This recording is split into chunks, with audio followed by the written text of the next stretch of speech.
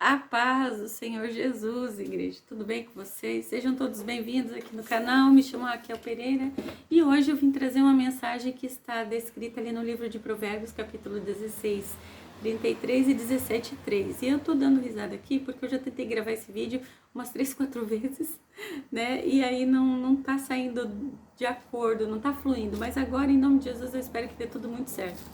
Tudo bem? Deixa o seu recado, compartilha ou se inscreva aqui no canal para eu entender e o YouTube também que esse conteúdo aí é bacana, relevante, que você gosta, tá bom? Capítulos 16, 33 do livro de Provérbios vai falar que, diz assim, a sorte se lança no regaço, mas do Senhor procede toda a decisão. A sorte se lança no regaço, mas do Senhor procede toda a decisão. Agora, capítulos 17:3 diz assim: o crisol prova a prata e o forno o ouro, mas os corações prova o Senhor. E o que quer dizer aqui nesses dois versículos? Ambos querem dizer que em tudo está a soberania do Senhor Deus, né? E o cuidado dele em moldar a vida do nosso caráter. Ou melhor dizendo, moldar o nosso caráter, né? Simples assim. Então, em tudo há a soberania do Senhor e ele nos molda o caráter. E para que serve? Para nos moldar, para nos melhorar, para nos fortalecer, para nos encorajar, para nos tornar pessoas mais resistentes. E por que tudo isso? Sendo que a dor é tão profunda, às vezes, por uma coisa tão pouca para nós. Mas, no fundo, nós não sabemos, assim como é lá no onde Deus está, onde existe uma nova Jerusalém. Algumas pessoas, você percebe que elas sonham, né? Elas sonham, depois do sonho elas vêm e contam para nós. João lá também fez isso. O Senhor levava ele a conhecer as dimensões e trazer para nós, então, as revelações dadas a eles, né? Ele saía, ele ficava inerte ali e ele tinha um ajudante, né? Que escrevia tudo para ele. E ele saía e nesse tempo que ele ficava fora de si, ele estava, então, conhecendo as dimensões do reino, né? Com o próprio Criador. Então, meus amados, nós não sabemos. Ninguém é assim, nós sabemos aquilo que nos foi contado, no que está descrito na Bíblia, né? E agora nós vemos também que o homem, olha só o que eu encontrei como um estudo aqui, né, para nós. Lá no Provérbios 16:33, ensina que por mais que o homem faça planos e tente controlar os eventos da vida, inclusive os que parecem depender dele, Deus está no controle absoluto e a decisão final vem dele. E lá em Provérbios 17,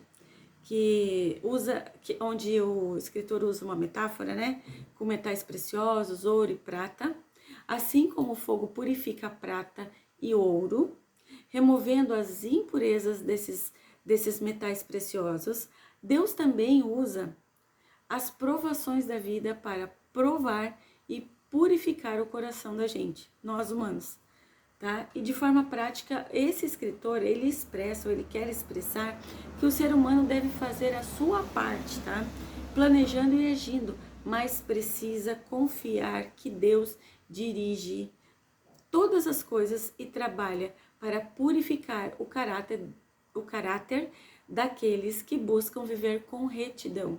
Ou seja, nós não perdemos nunca com Deus, tá?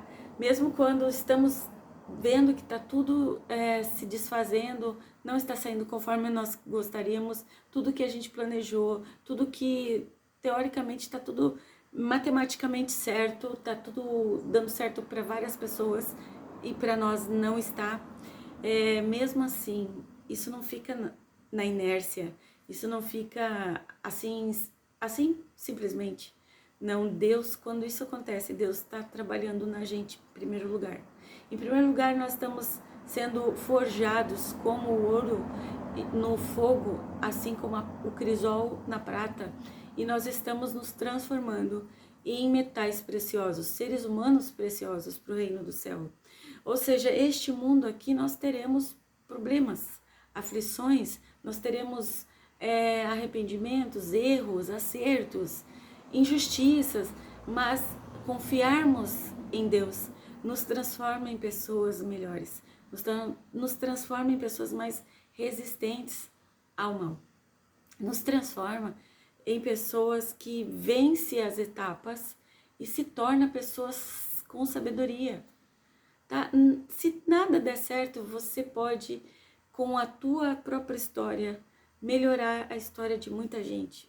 Às vezes com o teu exemplo, às vezes com o teu testemunho, você pode sim fazer coisas boas. Tá? E em tudo dai graças, diz a palavra. E a gente pode escolher sempre duas opções. Não existe assim, existe o problema, e aí eu escolho se eu quero tratar aquele problema de uma forma... Bom, a princípio ele pode chegar e te assustar e te deixar com uma reação explosiva, uma reação estática, uma reação ou sem reação nenhuma. Mas depois você pode definir. Se você passa daquilo ali, respira, né? Tenta. Você pode escolher se você quer tratar aquela situação ruim para você, para o teu próximo, ou se você quer transformar isso em algo positivo, algo que não venha adoecer você mais. Porque assim, o problema, o nome já diz problema. Você precisa definir porque ele chegou até você.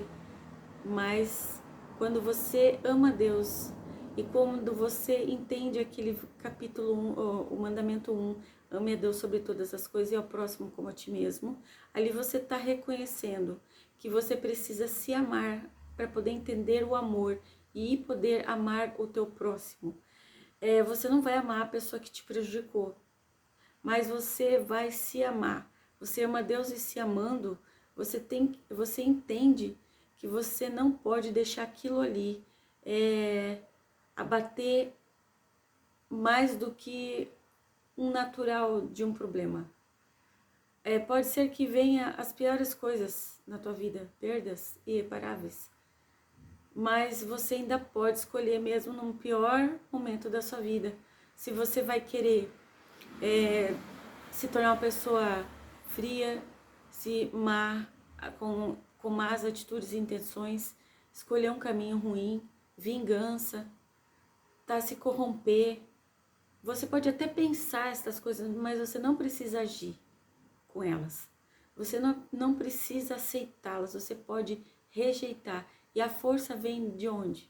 Para você dizer não ao mal que você pode fazer, ao ímpeto, à carne que deseja assim fazer o pior para mostrar que você também tem força para fazer o tão mal quanto o mal que estão te fazendo. Vem do Senhor, tá? A força para te controlar vem dele. Resistir ao mal e ele fugirá de vós. Isso é um outro versículo que existe também. Resista como eu choro, eu esperneio, mas eu não me lanço contra aquela situação. Não vão concordar todos comigo, não, tudo bem, não é obrigado. Isso é livre-arbítrio, também é bíblico. Você não precisa concordar com quem vem aqui e faz um vídeo, mas você tem as opções.